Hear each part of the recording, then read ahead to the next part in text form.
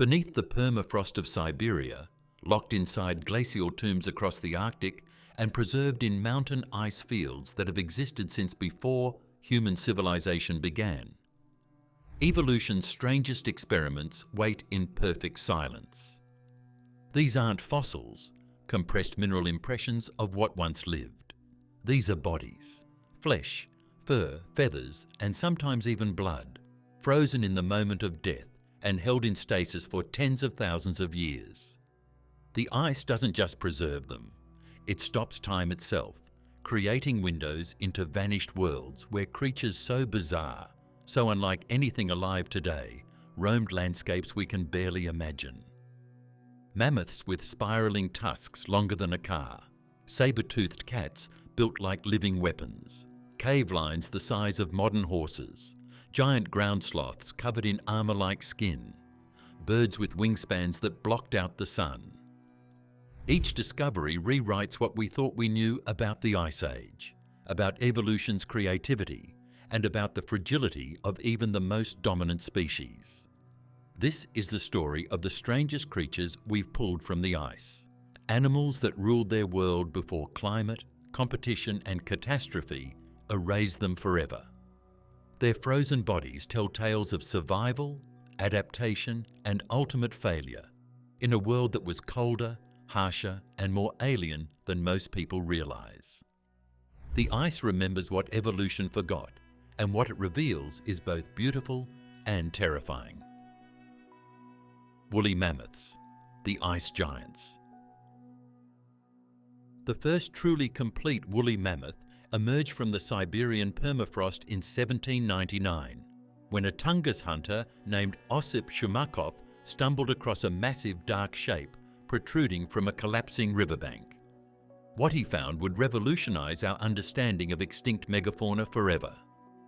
The creature stood nearly 4 meters tall at the shoulder, covered in coarse outer hair up to a meter long, with a dense undercoat of fine wool designed to trap heat in the brutal Ice Age cold. Its tusks curved upward and inward in impossible spirals, some specimens showing tusks over 4 meters long that twisted through multiple complete rotations. These weren't ornamental, they were functional tools that mammoths used to sweep snow away from buried vegetation, to strip bark from frozen trees, and to fight rivals during mating season.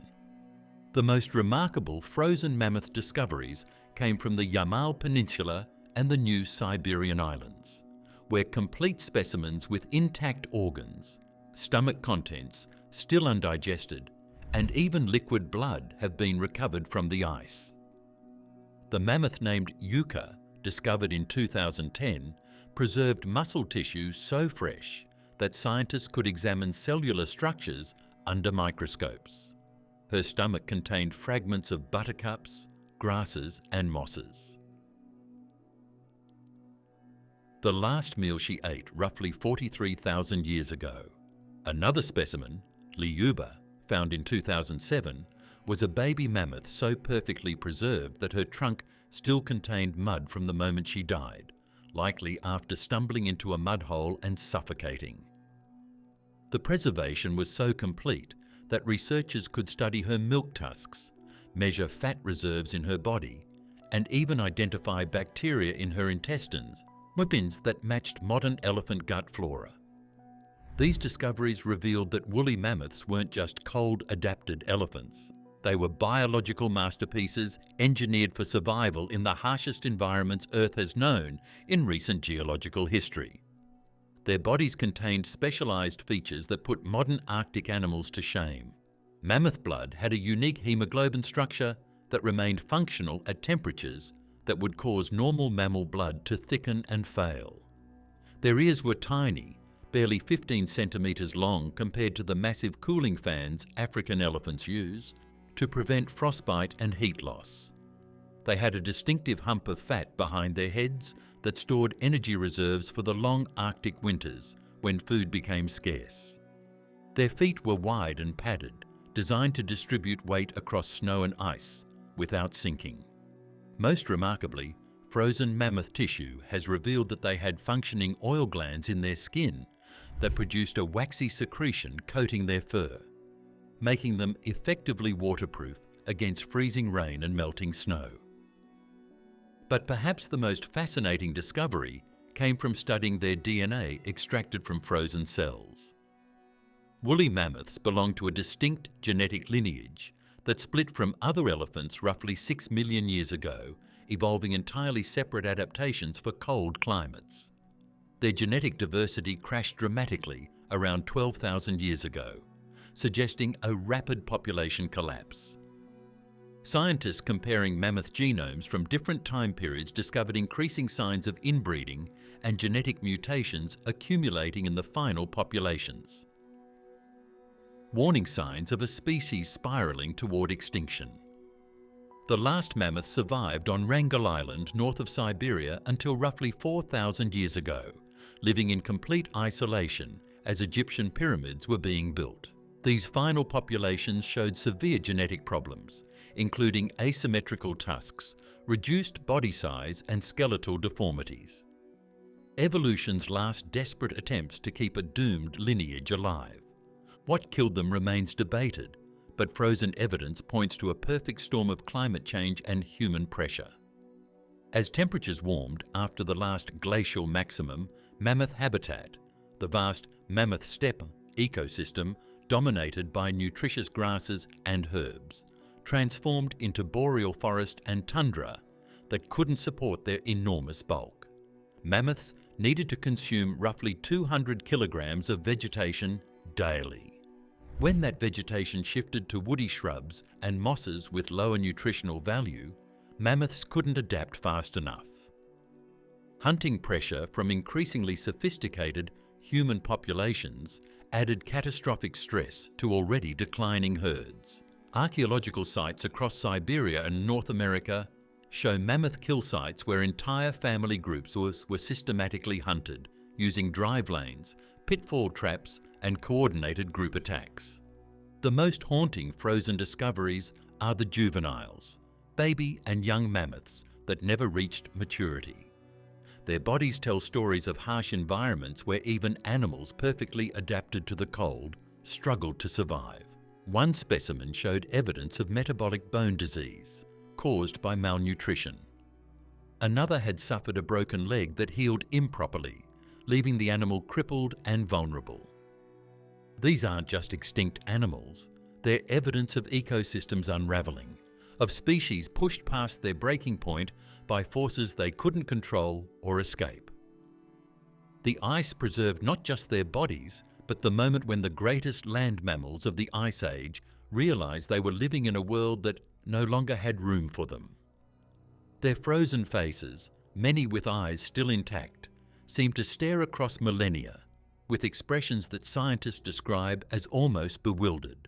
Giants who dominated the North for hundreds of thousands of years, brought down not by superior predators, but by a planet that simply changed the rules too quickly for evolution to respond. Steppe bison, the forgotten mega-herbivore. In 2011, gold miners working the permafrost deposits near Yukon in Siberia uncovered something that stopped work immediately. A complete mummified bison emerging from ice that had held it for more than 9,000 years. This wasn't the diminished species we know today as American bison or European wisent. This was bison priscus, the Steppe bison, an Ice Age giant that dwarfed its modern descendants. The specimen they found, dubbed Yukon bison, retained internal organs, brain tissue partially intact, and a complete hide showing the thick woolly coat that let these animals survive Arctic winters.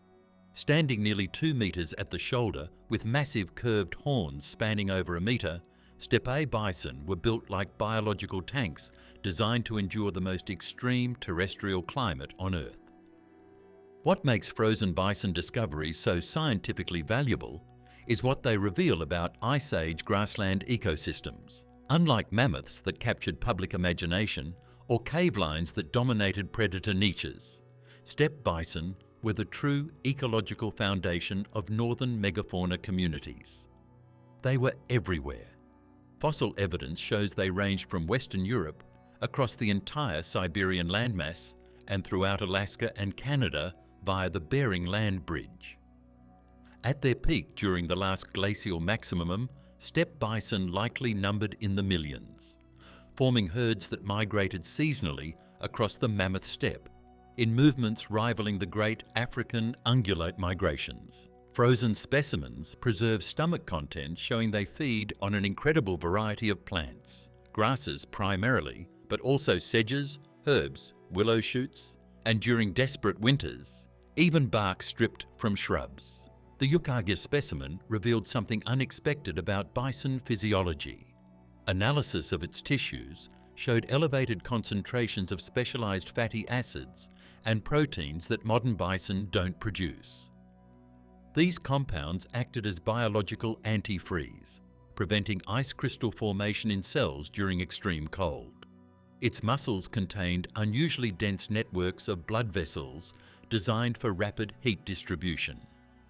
Most remarkably, cross-sections of its bones showed growth patterns indicating steppe bison could adjust their metabolism dramatically between seasons, essentially hibernating while awake, slowing all bodily processes during the harshest winter months when food was minimal. This metabolic flexibility lets them survive conditions that would kill modern cattle in days. Another frozen bison discovery from Alaska, found in 1979 and named Blue Babe for the blue mineral deposits covering its hide, told a different story, one of violent death. The carcass showed clear evidence of predation by American lions. Deep claw marks scored the shoulders, bite wounds punctured the throat. But most fascinating was what happened after death. The bison had been partially cached, buried under debris by its killers for later consumption, then quickly frozen before scavengers could destroy it. When scientists thawed Blue Babe's muscle tissue decades later, they did something unprecedented. They cooked and tasted it. The meat, despite being 50,000 years old, was described as similar to modern bison, but with a stronger, earthier flavour. This wasn't scientific showmanship. It proved that frozen tissue preservation could be so complete that cellular structures and proteins remained functional across geological timescales. But the most important scientific breakthrough from frozen bison came from genetic analysis. Researchers extracting DNA from multiple specimens across thousands of years discovered something shocking. Steppe bison showed virtually no genetic diversity change for tens of thousands of years, then suddenly crashed. Between 15 and 10,000 years ago, the genetic signatures revealed a catastrophic population collapse. Herds that had numbered in the millions plummeted to isolated pockets. The surviving lineages, ancestors of modern bison, went through such severe bottlenecks that they lost more than 90% of their genetic variation. This wasn't a gradual decline. It was a demographic catastrophe compressed into a few thousand years. What caused it? Frozen evidence points to habitat transformation that happened faster than evolution could respond. The Mammoth steppe ecosystem depended on a specific climate pattern, cold, dry and windy, that prevented tree growth and maintained vast grasslands. As the planet warmed after the last ice age, precipitation patterns changed. Trees that couldn't survive in dry steppe conditions suddenly thrived in wetter soils. Forests advanced northward like a slow green wave, breaking up the continuous grassland steppe bison needed. They were grazers specialized for open terrain, not browsers adapted to forests. The archaeological record shows human hunting intensified simultaneously. Sites across Siberia and North America reveal systematic bison hunting using drive lanes that funneled entire herds off cliffs or into kill zones. Combined with shrinking habitat, this hunting pressure pushed populations past recovery thresholds. The last steppe bison disappeared from most of their range by 7,000 years ago, leaving only diminished descendants isolated in remote regions. The frozen specimens we've recovered aren't just dead animals, They're time capsules showing us the moment when Earth's greatest grassland ecosystem collapsed. Their bodies, locked in ice with grass still visible between their teeth and expressions frozen mid-death, remind us that even animals numbering in the millions, perfectly adapted to their environment and ecologically dominant, can vanish when the world changes faster than adaptation allows. The steppe bison mastered survival in Ice Age conditions, better than almost any creature. But mastery of one world means nothing when that world stops existing. Cave lions, Arctic superpredators. When Russian scientists excavating permafrost in 2015 near the Uyandina River in Siberia uncovered two perfectly preserved cave lion cubs, the paleontological world stopped. These weren't bones, they were bodies, complete with fur, whiskers, claws, and facial features so intact that the cubs looked like they might wake up. Named Uyandina after the river where they were found, these specimens were roughly 57,000 years old, yet preserved as if they'd died yesterday. Their coats showed a distinctive pale beige coloration without manes, settling decades of debate about whether cave lions looked like modern African lions. They didn't. Cave lions were built differently, adapted differently, and hunted in environments where modern lions wouldn't survive a winter. Cave lions weren't actually cave dwellers. The name comes from early fossil discoveries in European caves where their bones accumulated. The frozen specimens reveal them as open environment hunters that ruled the mammoth steppe with a combination of size, power, and predatory sophistication unmatched by any modern big cat. Adult males reached 3.5 meters in length and weighed nearly 400 kilograms, roughly 25% larger than the biggest modern lions. Their skull bowls were massive, with jaw structures indicating bite forces capable of crushing bone. But what made them truly formidable wasn't just size, it was adaptation to hunting the largest herbivores that ever existed. Frozen specimens show anatomical features suggesting cave lions regularly attack juvenile mammoths, adult horses, bison, and even young woolly rhinoceros. The Uyandina cubs provided unprecedented insights into cave lion development and behaviour. But CT scans revealed they died at approximately 1 to 2 weeks old, likely when their den collapsed or flooded, then rapidly froze. Their stomach contents showed they were still nursing. Milk residue remained in their digestive tracts. But most remarkably, analysis of their baby teeth already showed adaptations for carnivory more pronounced than modern lion cubs of similar age. Their canines were proportionally longer, their jaw muscles already developing attachment points for devastating bite force. Cave lions were born to kill megafauna, and their bodies reflected that purpose from birth. Another frozen cave lion, an adult discovered in 2020 and named Sparta, showed even more remarkable preservation. Sparta died roughly 28,000 years ago, yet retained complete musculature, internal organs, and even whisker follicles. Scientists examining her body discovered she'd been an active hunter at the time of death. Her stomach contained partially digested meat identified as horse. Her teeth showed wear patterns consistent with crushing bone, something modern lions rarely do. Her claws, still retractable in the frozen tissue, were proportionally larger than any modern big cats, suggesting she used them not just for gripping, but for inflicting serious damage during attacks. Most fascinatingly, her hind leg muscles showed adaptations for both endurance running and explosive power. Cave lions weren't ambush specialists like modern lions. They could pursue prey over distance, then deliver devastating attacks. Genetic analysis of frozen cave lion tissue revolutionized our understanding of their evolutionary history. DNA extraction revealed cave lions split from modern lion lineages roughly 600,000 years ago, evolving separately throughout the Pleistocene. They weren't ancestors of modern lions. They were a completely distinct species that independently mastered apex predation in Ice Age ecosystems. Their closest living relative is actually the modern lion, but genetic distance between them equals the difference between wolves and coyotes. This means cave lions represented a separate evolutionary experiment in creating the ultimate terrestrial predator, an experiment that succeeded brilliantly for hundreds of thousands of years before failing completely. What's particularly striking about frozen cave lion discoveries is the evidence of their social behaviour. Multiple specimens found together suggest they lived in groups, though probably smaller than modern lion prides.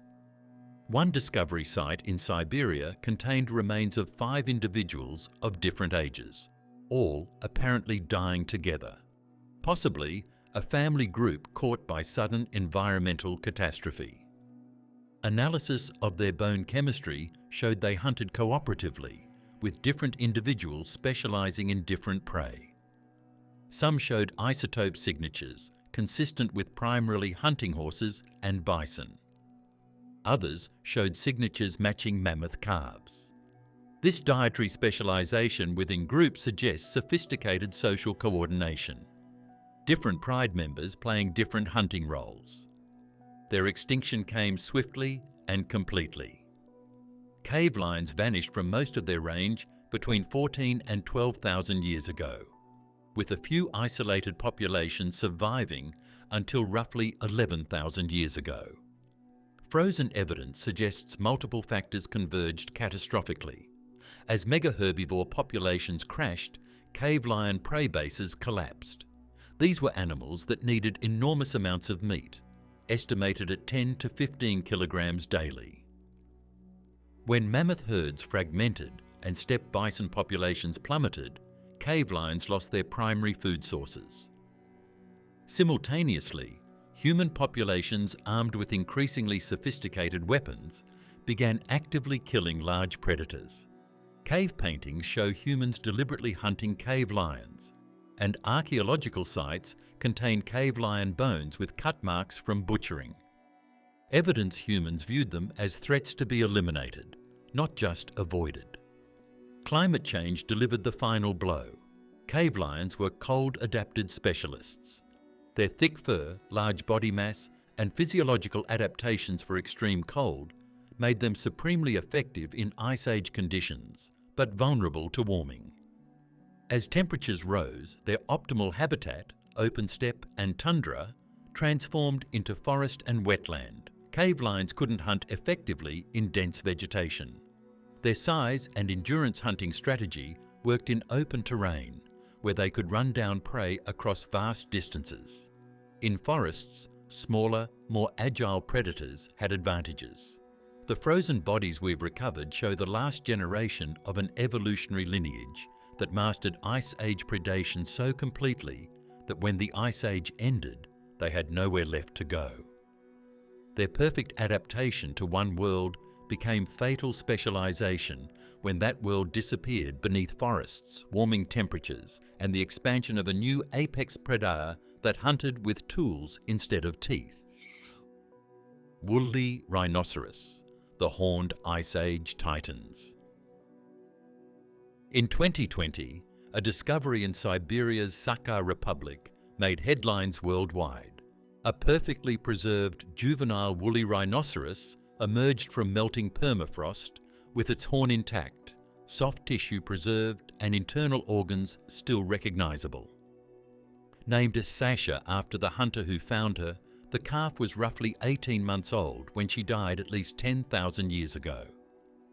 What made this discovery extraordinary wasn't just preservation quality, it was what Sasha's body revealed about one of the Ice Age's most misunderstood giants. Woolly rhinoceros weren't clumsy Ice Age relics stumbling through frozen wastelands. They were sophisticated Arctic specialists built with engineering precision for survival in the harshest terrestrial environments Earth has produced in recent geological history. Adult woolly rhinos stood 2 meters at the shoulder and weighed up to 3 tons, comparable to modern white rhinos, but stockier and more compact. Their most distinctive feature was a massive front horn, sometimes exceeding a meter in length, flattened side to side rather than round like modern rhino horns. Frozen specimens revealed this horn wasn't primarily a weapon. It was a survival tool. Microscopic analysis of horn tissue showed distinctive wear patterns matching experimental studies of snow clearing. Woolly rhinos used their horns like biological ploughs, sweeping aside snow up to a metre deep to reach buried vegetation. In Siberian winter conditions where snow could accumulate for months, this ability meant the difference between feeding and starvation. Their bodies showcased adaptations rivaling mammoths for cold tolerance. Frozen specimens revealed two distinct fur layers, a coarse outer coat of guard hairs up to 30 centimetres long, and underneath, a dense wool undercoat that trapped air for insulation. This double-layer system was so effective that woolly rhinos could maintain body temperature even during Arctic blizzards that would kill modern rhinos in hours. Their ears were tiny compared to living species, reducing heat loss and frostbite risk. Most remarkably, their nasal passages showed elaborate internal structures. Honeycomb-like bones that warmed incoming air before it reached lungs, preventing cold damage to delicate respiratory tissue. Modern Arctic mammals have similar structures, but woolly rhinos took them to extremes, suggesting they routinely endured temperatures modern animals couldn't survive. The discovery of Sasha provided unprecedented details about woolly rhino development and diet. Her stomach contents contained willow branches, herbs, and surprisingly, traces of birch bark, evidence these animals had flexible diets beyond simple grass grazing. Analysis of her teeth, though juvenile, already showed the distinctive wear patterns of an animal that consumed significant amounts of woody vegetation. This suggested woolly rhinos filled a unique ecological niche in Ice Age ecosystems. They were browsers in environments where most megafauna were grazers. By targeting shrubs and woody plants that mammoths and bison largely ignored, they reduced competition and could coexist with other megaherbivores without directly competing for resources. Another remarkable frozen specimen, discovered in 2015 and nicknamed Colima, after the region where it was found, revealed woolly rhino social behaviour. This adult female had died during pregnancy. A nearly full-term fetus was preserved inside her. CT scanning of the fetus showed it was positioned for birth, suggesting the mother died during or shortly before labour. But most fascinating was evidence found around the death site. Multiple woolly rhino footprints were preserved in the same sediment layer, suggesting other individuals had been present when she died. Modern rhinos are generally solitary, but frozen evidence suggests woolly rhinos might have formed temporary social groups, particularly females with young. This social behaviour would have provided crucial advantages in harsh environments: group defence against predators, shared vigilance for threats, and possibly cooperative snow clearing to access food. Genetic analysis of frozen tissue revolutionised understanding of woolly rhino, evolution and extinction timing. DNA extracted from multiple specimens across Siberia and Europe revealed woolly rhinos belong to an ancient lineage that split from other rhino species roughly 3 million years ago. They weren't European or Asian rhinos that adapted to cold. They were a completely separate branch that evolved cold adaptations from scratch. Their genome showed unique genetic variants affecting fat metabolism, fur growth, and temperature regulation. These weren't minor tweaks to existing rhino biology. They were fundamental redesigns that made woolly rhinos as different from tropical rhinos as polar bears are from brown bears. But that genetic analysis also revealed a troubling pattern. Woolly rhino populations showed dramatic genetic collapse starting roughly 20,000 years ago. Diversity that had remained stable for hundreds of thousands of years suddenly crashed, indicating rapid population decline. By 14,000 years ago, genetic signatures suggested woolly rhinos existed only in small, isolated populations, increasingly cut off from each other. This matches archaeological and fossil evidence showing their range contracting dramatically. They disappeared from most of Europe first, then from Siberia, making their last stand in isolated pockets of optimal habitat before vanishing completely around 10,000 years ago. What killed them remains debated, but frozen evidence points to habitat loss as the primary culprit. Woolly rhinos were supreme specialists for mammoth steppe ecosystems, vast open grasslands with scattered shrubs and stable snow conditions. As climates warmed, this habitat transformed rapidly. The key change wasn't just temperature, it was precipitation. Warmer, wetter conditions allowed tree growth that had been suppressed for millennia. Forests advanced northward, breaking up the open landscapes woolly rhinos depended on. They couldn't adapt to dense forest environments. Their horn-based snow-clearing strategy didn't work in woodland settings. Their large body size and need for expansive feeding territories became liabilities in fragmented habitats. Human hunting pressure added potentially fatal stress to already declining populations. Archaeological sites across Europe show humans definitely hunted woolly rhinos. Their bones appear in kill sites. Their distinctive skulls sometimes served as structural elements in Ice Age dwellings. But whether humans drove their extinction or merely hastened an inevitable decline remains uncertain. What frozen specimens make clear is that the last woolly rhinos died in a world that no longer supported their way of life. Their bodies, preserved with fur still intact and expressions frozen in death, show animals perfectly adapted to one climate facing another they couldn't survive. They were victims not of inadequate evolution, but of evolution's fundamental limitation. Adaptation to one environment offers no protection when that environment ceases to exist. The ice preserved not just their bodies, but evidence of the moment when the world they'd mastered for hundreds of thousands of years transformed into something unrecognizable, hostile, and ultimately fatal, say. Giant ground sloths, the forgotten American megafauna. When gold miners in Alaska discovered a massive hairy claw emerging from permafrost in 1895, they had no idea what creature could have possessed such an appendage. The claw was nearly a foot long, curved like a scythe, and attached to portions of preserved hide covered in coarse reddish hair. What they'd found was partial remains of a giant ground sloth, not bones, but actual tissue frozen for 13,000 years. This discovery, though incomplete compared to later finds, revolutionized scientific understanding of an entire branch of extinct American megafauna. Ground sloths weren't the slow, tree-dwelling animals their modern relatives are. Ice Age ground sloths were massive terrestrial giants that dominated herbivore niches across the Americas, with some species reaching elephant size and sporting claws that could disembowel predators stupid enough to attack them.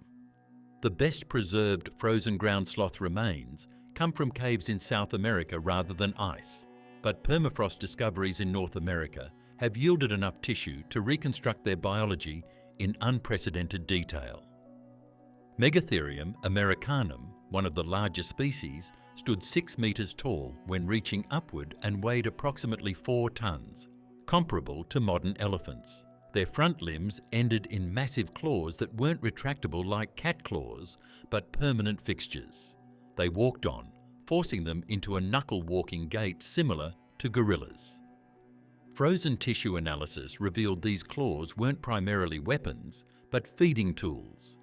Ground sloths were specialized browsers that used their size and strength to topple trees or pull down high branches other herbivores couldn't reach. Frozen ground sloth hide showed an extraordinary feature that nobody predicted from bones alone. They had dermal ossicles, tiny bone fragments embedded in their skin like biological chainmail. This armor wasn't continuous like armadillo plates, but rather a flexible mesh of bone nodules that provided protection while maintaining mobility. Experimental studies testing puncture resistance of preserved sloth hide showed it could withstand forces that would pierce modern mammal skin easily. This makes sense given their ecosystem. Ice Age Americas hosted predators like saber-toothed cats and dire wolves that attacked using precision bites to vulnerable areas. Ground sloth armour specifically protected their backs and sides from these attacks, while leaving limbs free for mobility and defence, using those devastating claws. What really distinguishes ground sloths is their incredible diversity. North America alone hosted multiple species ranging from horse-sized megalonyx to massive Eremitherium that rivaled mammoths in bulk. South America had even greater variety, from dog-sized sloths that probably climbed occasionally to the enormous Megatherium.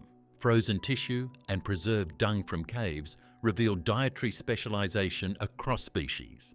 Some were pure browsers, focusing on leaves and twigs. Others consumed significant amounts of fruit and flowers. One species showed evidence of consuming yucca and agave, tough, fibrous desert plants that would challenge modern herbivores. This dietary flexibility lets ground sloths colonize environments from tropical forests to desert scrublands to northern tundra edges, making them one of the most ecologically diverse megafauna groups. Preserved ground sloth dung, coprolites frozen in caves and permafrost deposits provided extraordinary detail about their digestive biology. Analysis revealed they had extremely slow metabolisms, similar to modern sloths, but scaled up dramatically. Food passed through their digestive systems over days or even weeks, with elaborate gut bacteria breaking down even the toughest plant fibers. This meant ground sloths could survive on lower quality vegetation than most megafauna, giving them advantages during lean times. But it also meant they needed stable, predictable environments. Fast-changing climates would transform available vegetation faster than their digestive systems could adapt to new food sources. Frozen ground sloth tissue also revealed surprising cold adaptations in northern species. Despite being descendants of tropical South American ancestors, ground sloths that colonized North America during the Great American Interchange developed thick fur coats and increased fat reserves.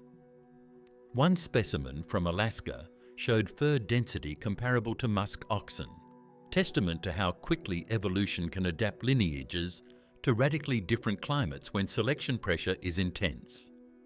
Their size helped too. Large body mass means slower heat loss relative to surface area, a principle called Bergmann's rule. Ground sloths pushed this advantage to extremes, maintaining warm core temperatures even during harsh northern winters. But what ultimately killed ground sloths? Frozen evidence points to a familiar pattern: habitat transformation and human pressure combining catastrophically. Ground sloths depended on diverse plant communities with the specific vegetation types their specialized digestive systems could process. As climates warmed after the last glacial maximum, these plant communities shifted rapidly. Forests replaced grasslands in some regions. Deserts expanded in others. The stable mosaics of vegetation that had existed for millennia broke apart into new combinations. Ground sloths, with their slow metabolisms and specific dietary needs, couldn't adapt quickly enough. Archaeological evidence shows humans definitely hunted ground sloths. Sites across both Americas contain ground sloth remains with cut marks from butchering, bones broken for marrow extraction, and even preserved ground sloth meat in human coprolites. The timing is suggestive. Ground sloths persisted for millions of years through multiple climate fluctuations, but disappeared within a few thousand years after humans colonized the Americas. Some populations survived longer than others. The last ground sloths possibly lived in South American highlands until roughly 5,000 years ago, long after mammoths and other megafauna vanished. But even these holdouts eventually disappeared. The frozen remains we've recovered show animals perfectly built for a world that no longer exists. Herbivores that needed massive quantities of specific plant types. Climates that remained relatively stable seasonally, and landscapes without sophisticated human hunters. Their preservation in ice and permafrost captures not just their biology, but the tragedy of hyperspecialization. Ground sloths mastered survival in Ice Age Americas so thoroughly that they evolved toward increasing dependence on the specific conditions that enabled their success. When those conditions changed, their mastery became a trap. The frozen claws, hide, and tissue fragments we still occasionally discover aren't just scientific specimens. They're evidence of the moment when evolution's most successful American herbivores learned that perfect adaptation to one world means extinction when that world transforms into another. Dire wolves, the pack hunters. In 2019, researchers examining permafrost exposures in Yukon territory made an exceptional discovery: a nearly complete dire wolf skull with preserved soft tissue still attached to the bone. While most dire wolf remains come from the La Brea tar pits in California, frozen specimens from northern North America provide unique insights impossible to obtain from tar-trapped bones. This particular skull, dated to approximately 50,000 years ago, retained dried muscle tissue, fragments of hide, and remarkably, portions of an ear still showing fur. The fur was darker and coarser than expected, settling debate about dire wolf coloration and texture. But what makes frozen dire wolf discoveries truly valuable isn't just better preservation, it's what they reveal about the most successful canid predator of the Ice Age. Dire wolves were not ancestral to modern wolves. They were a completely separate lineage that evolved in North America approximately 250,000 years ago, and went extinct roughly 10,000 years ago without leaving descendants. Genetic analysis of frozen tissue revealed dire wolves belonged to an ancient canid branch that split from the lineage leading to modern wolves and dogs roughly 5.5 million years ago. This makes them as distant from living wolves as wolves are from coyotes, a separate species that independently evolved pack hunting, social cooperation, and apex predator status in Ice Age ecosystems. Their extinction represents the loss of an entire evolutionary experiment in canid social hunting that paralleled but remained distinct from the ancestors of modern wolves. Frozen specimens revealed crucial anatomical differences from modern wolves. Dire wolves were heavier and more robust, with proportionally larger heads, more powerful jaws, and teeth designed for crushing bone rather than slicing meat. Their skull structure showed attachment points for massive jaw muscles that generated bite forces exceeding modern wolves by approximately 30%. These weren't pursuit predators that exhausted prey over long distances. They were power hunters that inflicted devastating injuries in close quarters combat, then used overwhelming bite force to finish disabled animals. Their leg bones were shorter and thicker than modern wolf proportions, sacrificing some speed for increased strength and stability during violent struggles with megafauna prey. Preserved dire wolf stomach contents from frozen specimens and coprolites from cave deposits revealed dietary preferences that explain their robust build. Unlike modern wolves that primarily hunt deer and elk-sized prey, dire wolves regularly tackled much larger animals. Bone fragments in their fossilized dung include bison, horses, camels, and even juvenile mammoths. Chemical analysis of dire wolf tooth enamel showed isotope signatures matching mega-herbivore specialists. They weren't opportunistic predators taking whatever they could catch. They were big game specialists that focused almost exclusively on the largest available prey.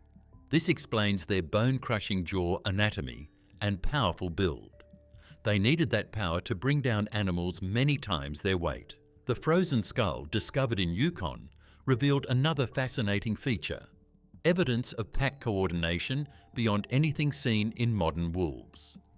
Analysis of wear patterns on teeth showed this individual had different tooth damage compared to other dire wolves from the same region. Some dire wolves showed primarily canine wear from gripping and holding. Others showed premolar damage from bone crushing. This variation suggests individual specialization within packs, different wolves playing different roles during hunts. Modern wolf packs show some role differentiation, but frozen dire wolf evidence suggests this was taken to greater extremes. Different individuals apparently specialized in gripping prey, while others focused on delivering killing bites, while still others concentrated on bone breaking to access marrow.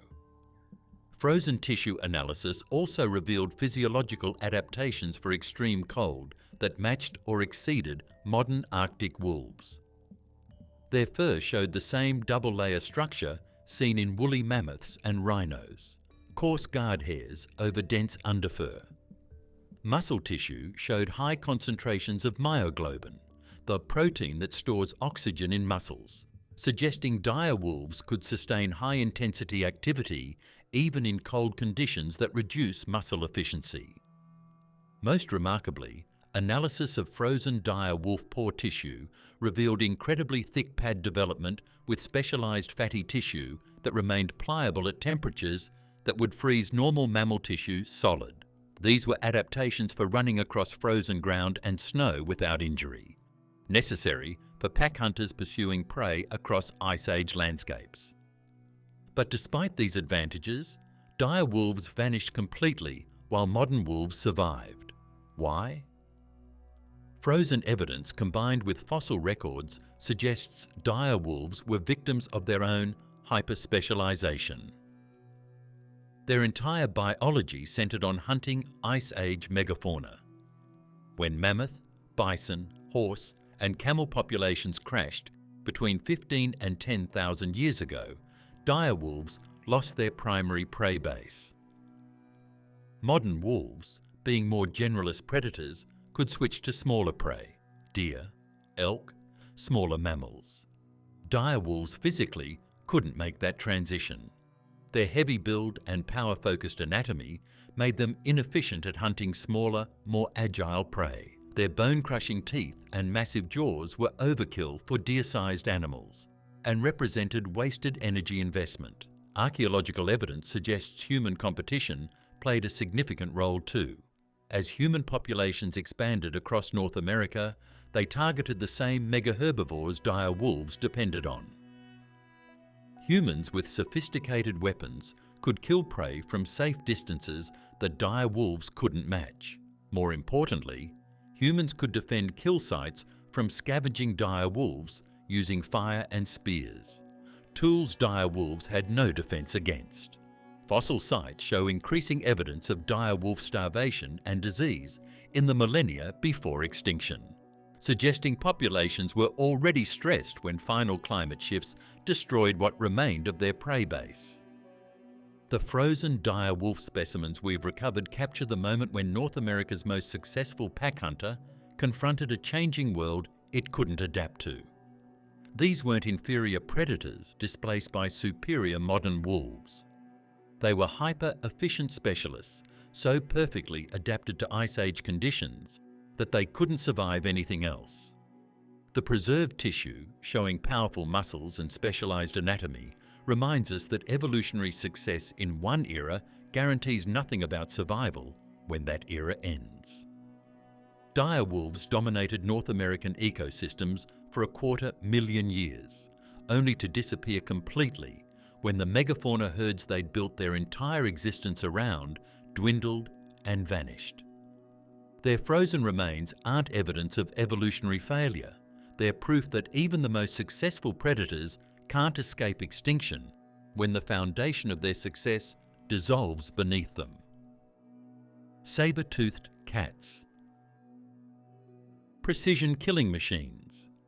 The 2015 discovery in Siberia of a frozen Homotherium, a scimitar-toothed cat, represented one of paleontology's greatest finds.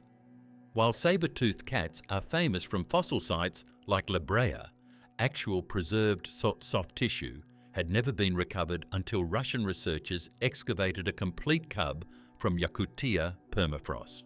The specimen, approximately 37,000 years old, preserved not just bones, but muscles, organs, skin, and most remarkably, its pelt, showing fur texture and coloration that no amount of bone study could ever reveal. The cub had died at roughly 3 weeks old, probably when its den collapsed and froze so rapidly that cellular structures remained intact. What it revealed transformed our understanding of the most specialized predators to ever evolve. Saber-toothed cats weren't a single species, but a diverse group that evolved independently multiple times across different continents. The frozen Homotherium cub belonged to the scimitar-toothed branch. Cats with shorter, serrated canines compared to the massive daggers of Smilodon from the Americas. But even as a cub, its anatomy showed distinctive predatory adaptations. Its forelimbs were disproportionately powerful, with developing shoulder muscles already showing attachment sites for incredible strength. Its claws were larger than modern lion cubs of comparable age. Most striking were its proto-canines. Even baby teeth showed the flattened, blade-like profile that would become deadly weapons in adults. The preservation quality allowed unprecedented analysis of saber-toothed cat biology. Muscle tissue examination revealed they had fundamentally different hunting mechanics from modern big cats. Modern lions and tigers kill by suffocating prey, clamping jaws around throats or muzzles and holding until victims lose consciousness. Saber-toothed cats couldn't do this. Their elongated canines were specialized stabbing weapons, but relatively fragile, biting into struggling prey risked tooth breakage. Instead, frozen tissue analysis showed their neck muscles and shoulder structures were designed for controlled precision strikes. They would use their powerful forelimbs to grapple and immobilize prey, then deliver calculated bites to major blood vessels, windpipe, or spinal cord. These weren't brute force killers. They were surgical strikers that avoided bone contact and targeted soft tissue vulnerabilities. Frozen stomach contents from adult specimens found in other sites revealed dietary preferences that explain this hunting strategy. Saber-toothed cats primarily hunted thick-skinned megafauna, young mammoths, bison, horses, and in American sites, camels and ground sloths. These prey animals had tough hides that dulled claws and resisted shallow bites. But they also had vulnerable areas, necks with major arteries close to the surface, throat regions with exposed windpipes. Saber teeth were precision tools designed to penetrate, hide quickly, and reach these critical targets before prey could react or escape. This required close-range attacks and immobilization tactics that modern big cats don't use. The frozen Homotherium cub's pelt provided stunning insights into their appearance. Unlike the tan or golden colour often depicted in reconstructions, this specimen showed dark brown fur with faint spotting, camouflage coloration matching northern steppe, and light forest environments. Its fur was unusually thick for a cat, particularly around the neck and shoulders, providing both insulation and protection during close quarters combat with dangerous prey. Most remarkably, the cub showed early development of a distinctive shoulder hump, thickened muscles and possibly fat deposits that gave adult saber-toothed cats their characteristic profile. This hump housed the massive shoulder and forelimb muscles necessary for their grappling-based hunting style. Genetic analysis of frozen tissue revealed saber-toothed cat evolutionary history in unprecedented detail. DNA extraction showed Homotherium split from modern cat lineages approximately 20 million years ago. They weren't closely related to lions or tigers, despite superficial similarities. They represented a completely separate evolutionary experiment in feline predation. Their closest living relatives are actually modern cats as a whole group, but genetic distance equals the difference between bears and seals. They'd been evolving independently for so long that comparing them to modern cats is almost meaningless. This means saber teeth and the specialized hunting strategy they represented evolved from scratch, not as modifications of existing cat anatomy. But these apex predators vanished completely while less specialized cats survived. Frozen evidence combined with fossil records suggests multiple factors combined catastrophically. First, their prey base collapsed. Saber-toothed cats were megafauna specialists. They needed large, thick-skinned prey to justify their specialized anatomy. When mammoth, bison and horse populations crashed, saber-toothed cats lost the prey they'd spent millions of years adapting to hunt. Second, they faced increasing competition from pack-hunting humans who could kill the same prey from safe distances using spears and coordinated tactics. Archaeological sites show humans definitely displaced large predators from kill sites. Fire alone gave humans defensive capabilities no predator could overcome. Third, their specialized anatomy became a liability. Modern big cats can survive on prey ranging from rabbits to buffalo. Saber-toothed cats couldn't make that adjustment. Their elongated canines prevented them from effectively killing small, agile prey. Their powerful but relatively slow bodies couldn't pursue fast animals across open ground. They were built for one thing, killing megafauna at close range, and when megafauna disappeared, they had no fallback strategy. Climate change accelerated their decline by transforming habitats. Open steppe environments where saber-toothed cats hunted gave way to denser vegetation. Their ambush and grappling tactics required open sightlines and room to maneuver. In forest environments, smaller, more agile predators had advantages. The frozen Homotherium cub, preserved so perfectly that researchers could examine its milk teeth and measure muscle fibre density, represents the end of one of evolution's most remarkable predatory experiments. Saber-toothed cats evolved and refined their hunting strategy over more than 20 million years, achieving such incredible specialization that they became the most efficient killers of megafauna Earth has ever produced. But that efficiency was also their death sentence. When their prey disappeared, their millions of years of adaptation became irrelevant. The ice preserved not just a dead cub, but evidence of the moment when evolution's most specialized predators discovered that perfect adaptation to abundant megafauna means extinction when megafauna cease existing. Their frozen bodies, with those distinctive teeth still visible, remind us that evolutionary success measured in millions of years can end in thousands when environments transform faster than adaptation allows. Yukon horse, the original wild ancestor. In 1993, gold miners excavating permafrost in Yukon territory uncovered something exceptional, a virtually complete horse carcass frozen approximately 26,000 years ago. Unlike the countless horse bones found in fossil sites worldwide, this specimen preserved soft tissue, hide, hooves, and most remarkably, a complete mane and tail. The horse, later analysed in detail, wasn't the refined domestic horse we know today.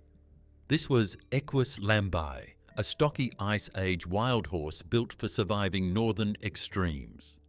Its discovery provided the first glimpse of what ancestral horses actually looked like beneath their skeletons.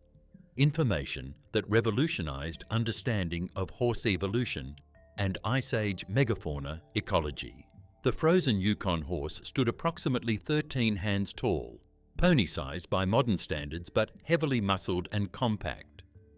Its body proportions differed dramatically from modern horses.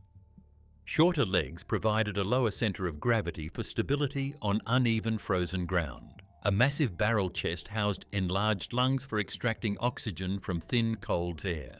But most striking was its winter coat. Fur grew up to 10 centimetres long over a dense undercoat, giving it an appearance more similar to Przewalski's horses than domestic breeds. This wasn't a genetic accident. It was precisely engineered cold adaptation.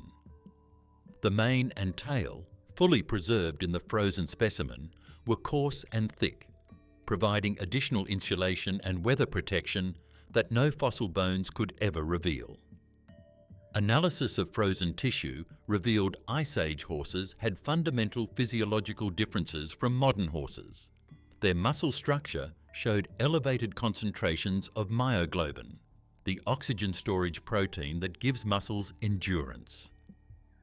This adaptation lets them maintain activity during brutal winters, when most mammals reduce movement to conserve energy. Their hooves, preserved with all internal structures intact, showed remarkable differences from modern horse hooves. Ice Age horse hooves were proportionally wider, with thicker sole pads and unique internal structures that acted like biological snowshoes, distributing weight across snow and preventing sinking into soft ground. No amount of studying fossil footprints could have revealed these internal adaptations that made horses so successful in northern Ice Age environments. Frozen stomach contents provided extraordinary dietary information. The Yukon horse's gut contained grasses primarily, but also significant amounts of sedges, herbs and woody plant material, evidence of flexible feeding behaviour. Chemical analysis of preserved gut bacteria revealed unique microorganism populations that could break down tough vegetation more efficiently than modern horse gut flora.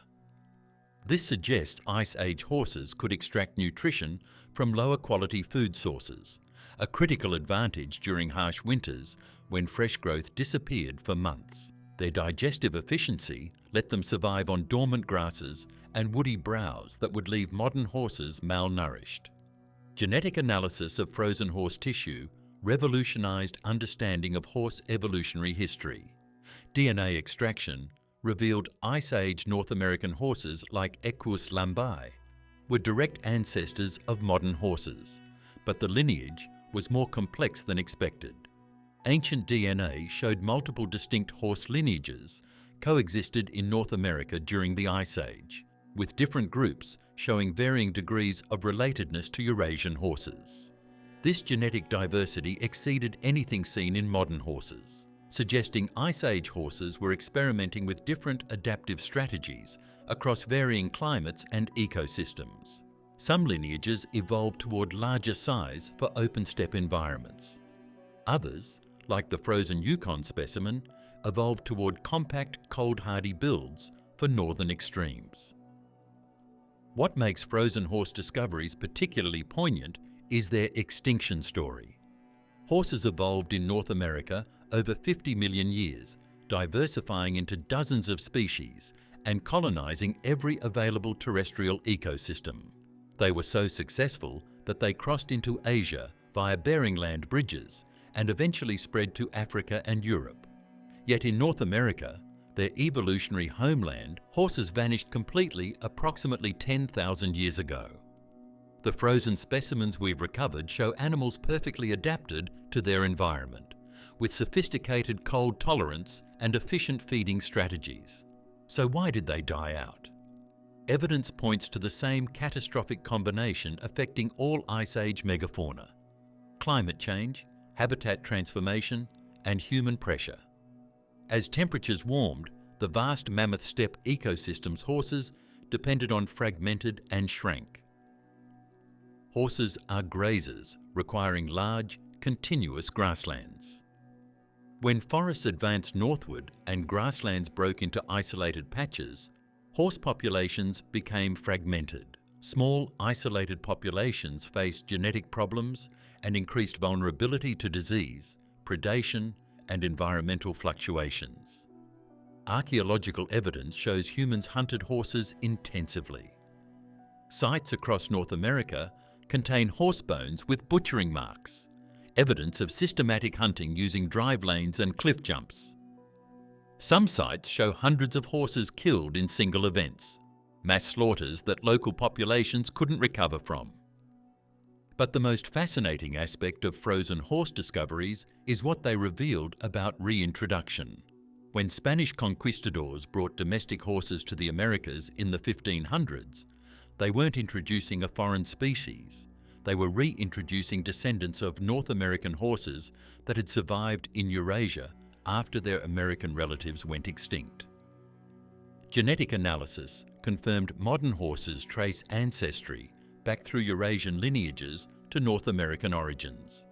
In a strange twist of evolutionary history, frozen specimens of extinct American horses are more closely related to modern domestic horses than to any other living species. The horses that once roamed the Yukon in vast herds disappeared, but their descendants returned after a 10,000-year absence, having survived extinction by colonizing different continents while their homeland populations collapsed. The frozen Yukon horse, with its thick winter coat and stocky build perfectly preserved, represents both evolutionary success and ultimate failure. Horses mastered survival in Ice Age North America so completely that they evolved dozens of specialized forms. Yet that very specialization trapped them when environments changed. The frozen tissue we've recovered shows animals that could survive Arctic winters, extract nutrition from sparse vegetation, and travel vast distances across frozen landscapes. But none of these adaptations helped when grasslands shrank. Human hunters arrived with weapons that killed at a distance, and global climate shifts transformed the continent into something unrecognizable to species that had evolved there for millions of years. The ice preserved not just their bodies, but evidence of the moment when one of evolution's greatest success stories, horses in their homeland, ended in complete extinction, only to return millennia later through the descendants of refugees that had escaped to other continents. It's a reminder that evolutionary success in one place guarantees nothing, and sometimes survival requires being somewhere else entirely when catastrophe strikes home. Short-faced bears, the terrifying giants. In 2019, a partial skull with preserved soft tissue emerged from Alberta permafrost. A specimen of Arctodus simus, the giant short-faced bear, dated to approximately 36,000 years ago. While short-faced bear bones are relatively common in fossil sites, this marked one of the few times actual tissue had been recovered frozen. The specimen showed attachment points for massive jaw muscles, preserved cartilage still connecting skull bones, and fragments of hide showing coarse, dark fur. But what made this discovery scientifically explosive was what it revealed about the most terrifying predator in Ice Age North America. An animal that redefined our understanding of Ursid evolution and apex predation. Short-faced bears weren't just big, they were giants among giants. Adult males reached 3.5 meters tall when standing upright and weighed nearly 900 kilograms. Their leg proportions were radically different from modern bears. Where brown bears and black bears have relatively short legs suited for omnivorous foraging, short-faced bears had remarkably long glacial limbs more similar to cursorial predators like wolves. Biomechanical analysis of frozen and fossil remains revealed these bears could run, not lumbering charges, but sustained pursuit across open ground at speeds potentially exceeding 50 kilometers per hour. They were the only bears in history adapted for chasing down prey rather than ambushing it. This made them unlike any bear living today, and more similar to oversized pack hunting canids with bear heads. The frozen skull fragment revealed jaw mechanics that settled decades of debate about short-faced bear diet and behavior. Early researchers argued they were primarily scavengers, too large and slow to hunt actively. Others claimed they were hypercarnivores that dominated Ice Age food webs. Preserved muscle attachment sites and jaw joint analysis showed short-faced bear bites delivered tremendous force, but weren't designed for crushing bone like hyenas or dire wolves. Instead, their skulls showed adaptations for powerful, fast bites that could sever arteries and break necks.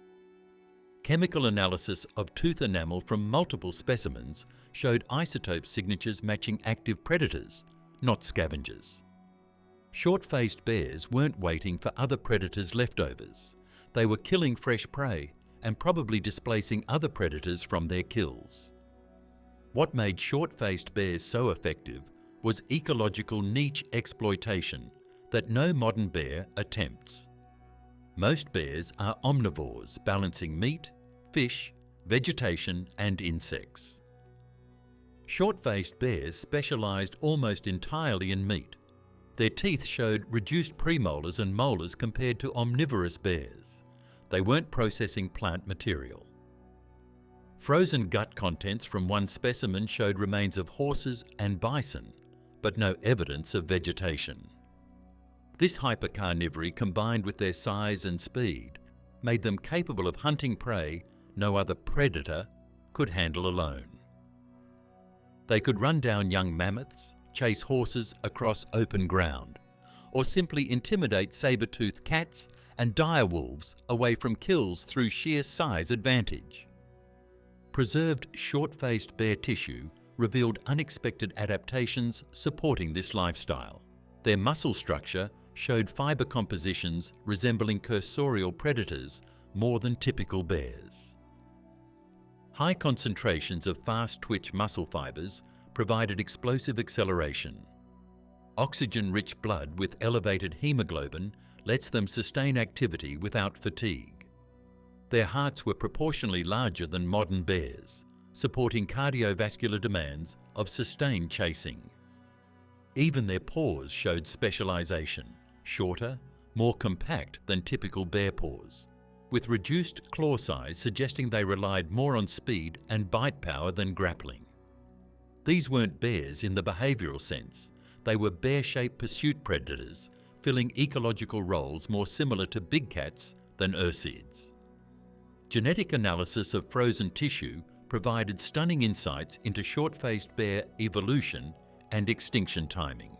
DNA extraction revealed they belonged to an ancient bear lineage called Tremarctine bears, which evolved in South America and migrated north during the Great American Interchange. They weren't closely related to modern brown or black bears. They represented a separate evolutionary experiment in ursid carnivory that developed in isolation before colonizing North America. Their closest living relative is the Andean spectacled bear, a primarily vegetarian species that weighs less than 200 kilograms, showing how dramatically short-faced bears diverged from their ancestry. But why did such effective predators go extinct? Frozen evidence and fossil records suggest they were victims of changing ecosystems and competition from smaller, more flexible predators. Short-faced bears specialised in hunting large prey across open landscapes. As the mammoth steppe ecosystem fragmented and forests advanced, their hunting grounds shrank. Their large size became a liability. They needed enormous amounts of meat daily, estimated at 15 to 20 kilograms. When megaherbivore populations crashed, short-faced bears lost their primary food source. Meanwhile, smaller predators like wolves and lions could survive on smaller prey that short-faced bears couldn't catch efficiently. Human competition added catastrophic pressure. Short-faced bears and humans arrived in many parts of North America around the same time. Archaeological evidence shows humans avoided areas with active short-faced bear populations initially, suggesting these bears were dangerous enough to displace human communities. But as human technology improved, humans could drive bears from kill sites using fire and numbers. Eventually, humans with weapons could kill short-faced bears directly. Several archaeological sites contain short-faced bear bones with butchering marks. The relationship shifted from avoidance to active elimination. Climate change delivered the final blow. Short-faced bears evolved for cold, open environments. As temperatures warmed, their habitat contracted northward while simultaneously fragmenting. Their prey base collapsed. Their large size made them energy inefficient in the new ecosystems. By 12,000 years ago, they were extinct across their entire range.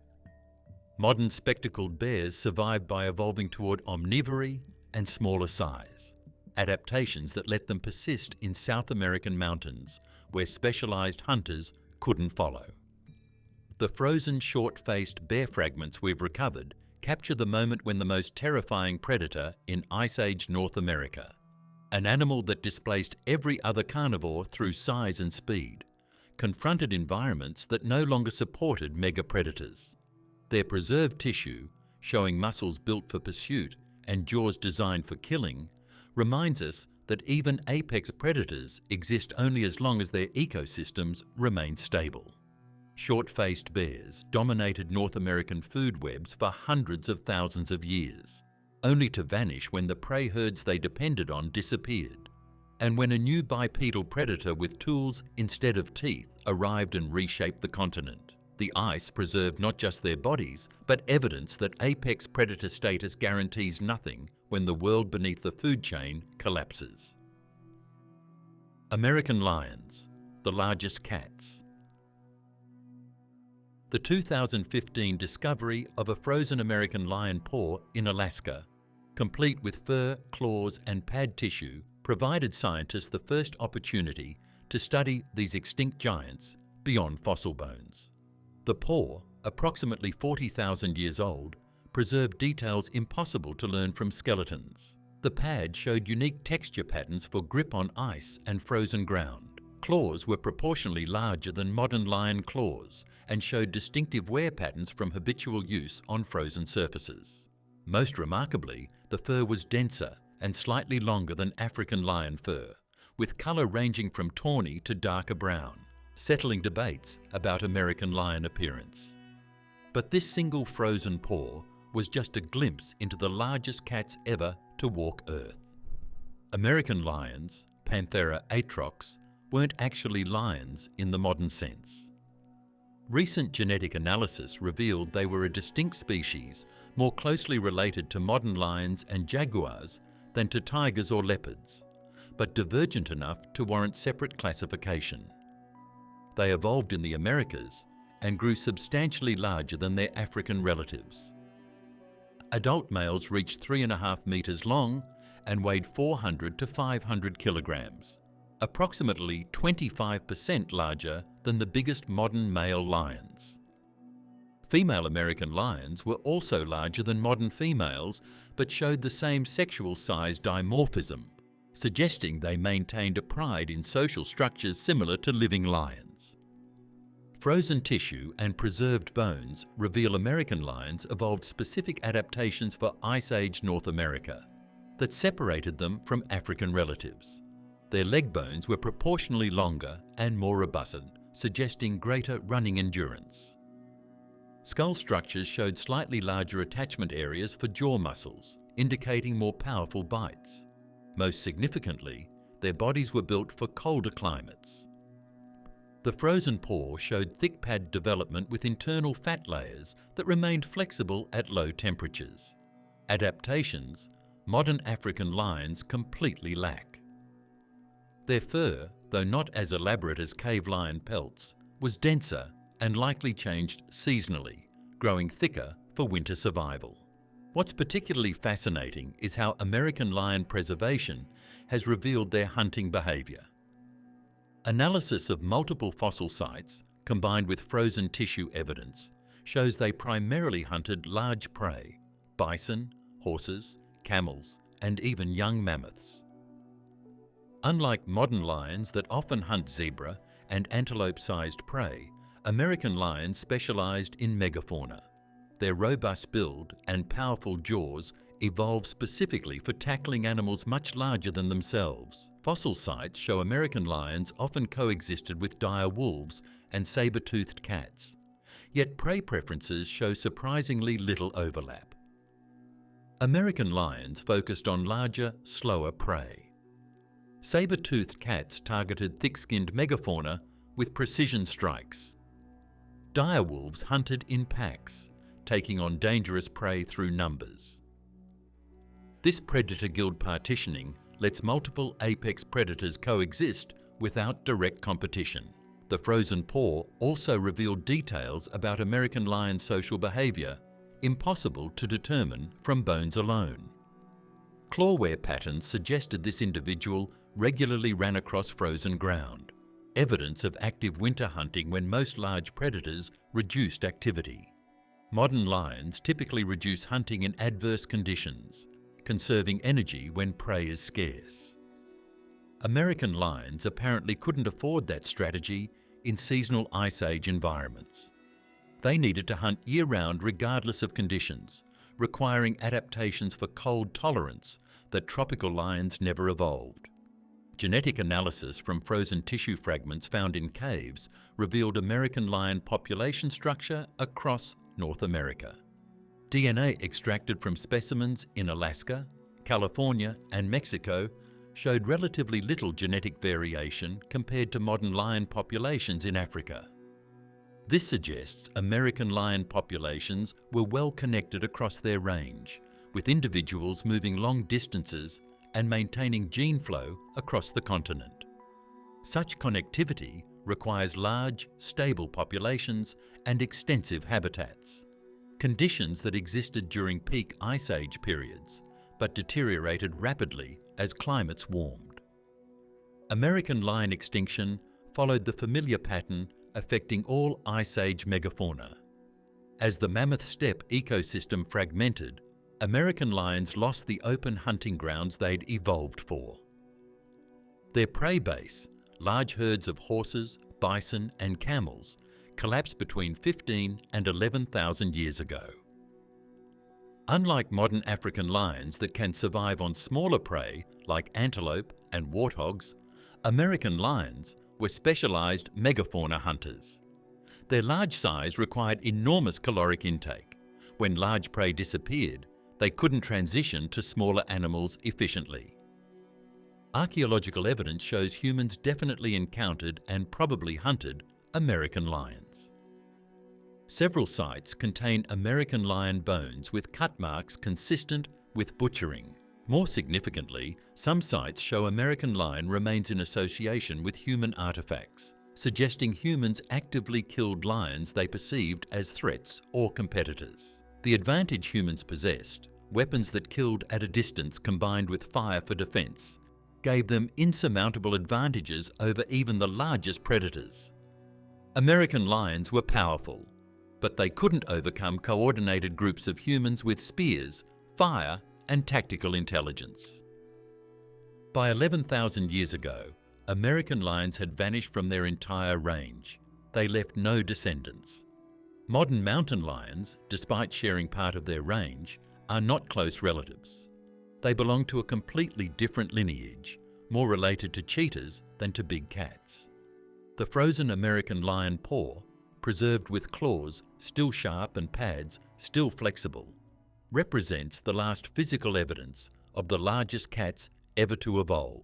It shows an animal built for hunting megafauna across frozen landscapes, perfectly adapted to Ice Age conditions but unable to survive when those conditions transformed. Like so many other frozen giants we've recovered, American lions were victims not of evolutionary inadequacy but of hyper-adaptation. They mastered their environment so thoroughly that they became dependent on it, remaining unchanged. When it changed anyway, their hundreds of thousands of years of evolutionary refinement couldn't save them from extinction in a few thousand years of climate upheaval and human expansion. Giant beaver, aquatic megafauna. In 2016, researchers excavating peat deposits in Ohio discovered something exceptional: partial remains of a giant beaver with preserved soft tissue still attached. While giant beaver bones are relatively common in Pleistocene deposits, actual preserved flesh is extraordinarily rare. This specimen included portions of tail skin showing the characteristic scaly texture, fragments of fur from the body, and most remarkably, a complete incisor tooth with the root sheath still intact. What emerged from analysis was a picture of one of the most bizarre Ice Age creatures, rodents the size of modern black bears that built their lives around aquatic environments but in ways fundamentally different from modern beavers. Castoroids ohioensis, giant beavers, were massive rodents reaching 2.5 meters long and weighing up to 100 kilograms. They were the largest rodents in North America during the Ice Age and among the largest rodents ever to evolve anywhere on Earth. But despite their name and superficial resemblance to modern beavers, they weren't closely related to Castor canadensis. They belonged to a separate family that evolved massive size independently. Their bodies showed remarkable adaptations for semi-aquatic life: webbed hind feet, dense fur for insulation, and a flattened tail similar to modern beavers. But the preserved tissue revealed crucial differences that changed our understanding of how they lived. The giant beaver tail, partially preserved in the Ohio specimen, had a different structure from modern beaver tails. Modern beaver tails are flat, wide paddles used for swimming propulsion and fat storage. Giant beaver tails were narrower and more cylindrical, showing they weren't primary swimming organs. Instead, analysis of frozen limb bones and muscle attachment sites suggests giant beavers were powerful paddlers, using their hind limbs for propulsion, more like swimming dogs than modern beavers. This meant their tails probably served different functions, potentially as stabilizers while feeding or as defensive weapons rather than swimming aids. Most significantly, their massive incisor teeth told a completely different behavioral story. Modern beavers have relatively small, chisel-edged incisors perfectly adapted for cutting through wood. They fell trees, build dams, and construct lodges from branches and logs. Giant beaver incisors were enormous, up to 15 centimeters long, but had blunt, broad cutting edges completely unsuitable for woodworking. Microscopic analysis of tooth wear patterns showed giant beavers weren't cutting wood at all. They were aquatic herbivores that fed on soft vegetation, water lilies, cattails, sedges, and other wetland plants. They were essentially supersized aquatic grazers, not engineers. This revelation transformed understanding of giant beaver ecology. They didn't build dams or lodges like modern beavers. Fossil sites show no evidence of giant beaver dam construction. Instead, they lived in natural waterways, rivers, lakes, and wetlands, without modifying their environment. They were aquatic herbivores that happened to look somewhat like beavers, but behaved completely differently. Their large size probably served as defense against Ice Age predators. A 100-kilogram rodent with powerful limbs and massive teeth could discourage most predators, especially in aquatic environments where many predators were less effective. Preserved giant beaver fur showed remarkable cold adaptation. The fur consisted of dense underfur, up to 3,000 hairs per square centimetre, covered by longer guard hairs. This fur structure rivaled aquatic mammals like seals and sea otters for insulation quality. Chemical analysis revealed the fur contained natural oils that made it nearly waterproof, essential for maintaining body temperature in cold water. Giant beavers could remain active in nearly freezing water without losing dangerous amounts of heat, a crucial adaptation for animals living in Ice Age waterways that froze for months each year. Genetic analysis of preserved tissue revealed giant beavers split from other beaver lineages approximately 7 million years ago, evolving separately throughout the Pliocene and Pleistocene. They weren't failed attempts at being modern beavers, they were a parallel evolutionary experiment exploring different possibilities in rodent gigantism and aquatic adaptation. At their peak, giant beavers ranged across North America from Alaska to Florida, inhabiting virtually every wetland system on the continent. Their success in diverse environments shows how effective their aquatic herbivore strategy was across varying climates and ecosystems. But that success ended completely approximately 10,000 years ago. Giant beaver extinction remains somewhat mysterious because their primary habitat, wetlands, didn't disappear as dramatically as grasslands that supported megaherbivores.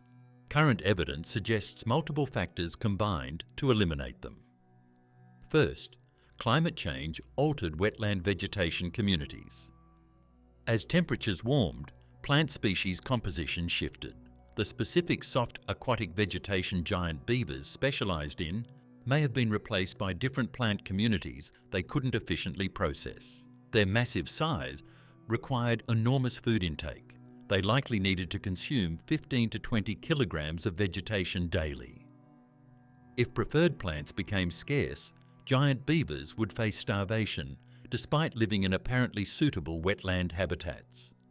Second, rising human populations probably impacted giant beavers through both direct hunting and habitat disturbance. Archaeological sites contain giant beaver remains showing butchering marks. Humans definitely hunted them. A 100-kilogram rodent represented substantial meat, and their dense fur would have been valuable for clothing. Native American oral traditions in some regions reference giant aquatic animals, matching giant beaver descriptions, suggesting humans and giant beavers coexisted long enough to leave cultural memories. Human-set fires used for landscape management would have affected wetland edges, potentially degrading habitat quality. Third, the arrival of modern beavers as competitors may have been fatal. Modern Castor canadensis expanded across North America as glaciers retreated, colonizing wetlands giant beavers already occupied. Though they occupied slightly different ecological niches, modern beavers modifying environments through dam building, while giant beavers were passive inhabitants, competition for food and space may have favoured the smaller, more adaptable modern beavers. Modern beavers could create habitat where none existed by building dams. Giant beavers needed existing wetlands. As wetland distribution shifted with climate change, modern beavers followed while giant beavers couldn't. The preserved giant beaver remains we've recovered, fragments of fur, tail skin, and intact teeth frozen in time, represent one of the strangest megafauna experiments. These were rodents that reached sizes normally reserved for predators, living aquatic lives in Ice Age waterways, and feeding on vegetation, with teeth that looked like they should cut down forests, but instead merely grazed underwater plants. Their extinction shows that even animals living in habitats that persist through climate changes aren't immune to extinction when those habitats transform in subtle ways. Giant beavers survived hundreds of thousands of years of climate fluctuation, only to disappear when the specific combination of conditions they depended on, particular vegetation types, stable waterways, absence of competitors, shifted too rapidly for adaptation. The frozen tissue captures the moment when North America's largest rodents, perfectly designed for Ice Age wetlands, discovered those wetlands had transformed into something their bodies and behaviours could no longer handle. Steppe wisent, the European ice giant. The 2002 discovery in Yakutia of a frozen steppe wisent, Bison priscus gigas, with substantial soft tissue preservation, provided unprecedented insights into one of Ice Age Europe and Asia's most important herbivores. This specimen, dated to approximately 48,000 years ago, preserved muscle tissue, portions of hide showing fur structure, and remarkably, stomach contents showing its last meal. What scientists found challenged assumptions about bison evolution and revealed how Ice Age megafauna adapted to some of Earth's harshest environments. Steppe wisent weren't simply cold-adapted versions of modern bison. They were distinct giants that evolved specific strategies for surviving conditions on modern bison faces. Steppe wisent stood 2 meters at the shoulder and weighed up to 1,200 kilograms, substantially larger than modern European bison or American bison. Their massive size wasn't just biological exuberance, it was thermal necessity.